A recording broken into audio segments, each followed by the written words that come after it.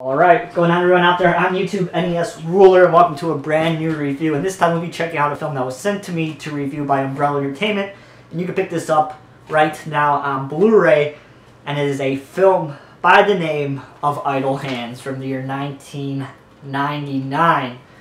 Now this is a really fun movie. I haven't actually seen this in a very long time, so it's really cool to revisit this one because I really didn't remember much about it. But you know, this film was made in a period where you know, on the last episode of the 22 Shots of Moods and Horror podcast, JP was talking about how this film was made during a period in horror where we were seeing films like American Pie and Road Trip and comedies like that, stoner comedies come out here in the States.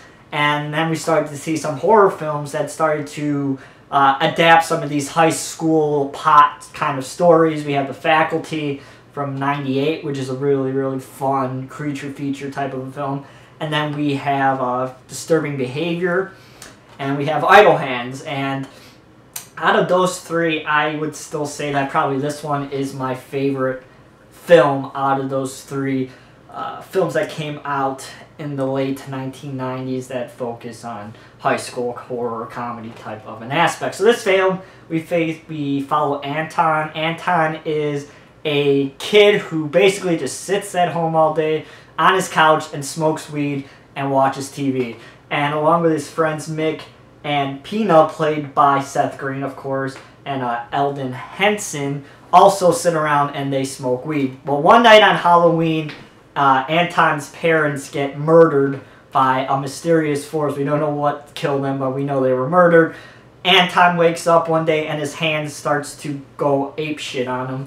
It's basically controlling him. Have you guys seen the film Bloody Knuckles from a few years ago from the land of Canada? That film has a very similar feel, and you can totally tell that this film influenced that one quite a bit. And now that I've watched this again, you really start to see the influences from that film that's in this film. So basically, Anton's hand's going crazy.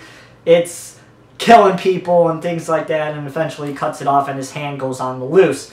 And along the way, we have Jessica Alba's character, who Anton has a thing for, and he's trying to seduce her while having this crazy hand, you know, try to kill everybody. This is a really fun stoner horror comedy film. The relationship between Anton and his two friends are just awesome. They throw some really hilarious one-liners throughout this entire movie. It's a really quotable film, and their three relationship is just absolutely hilarious. But I just really had a blast with this one. It's just one that you could sit down with some buddies, have some beers, and watch and laugh, especially if you grew up around this period like I did.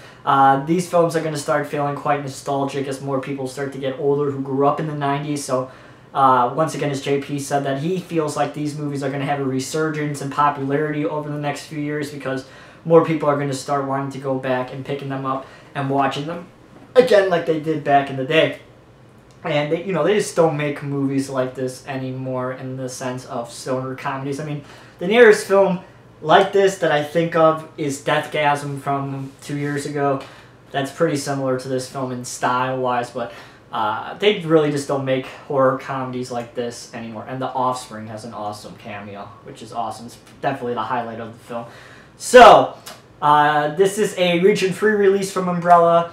Even though this is an Australian release, you can still pick this up, watch it here in the States. It's region-free. There's also a Region 1 release from Image, I think, but this is the one you're going to want to get because of features and things like that. Just a commentary and deleted scenes and a making-of theatrical, a making-of featurette and a trailer. And the PQ is really good. The sound is really good for a film like this, which is highly stylized in its soundtrack. A lot of 90s alternative, Offspring, a whole bunch of other really popular 90s bands. That it's really nice to have a good 90s track, and that cover is awesome. So highly recommend you guys check out Idle Hands. It's just a fun, batshit crazy movie.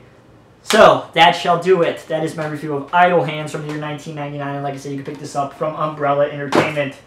If you guys like this review, please give it a thumbs up. As always, you can follow me on Twitter at twitter.com/NESRuler22. Hope everybody's doing well, and talk to you guys soon. See you guys.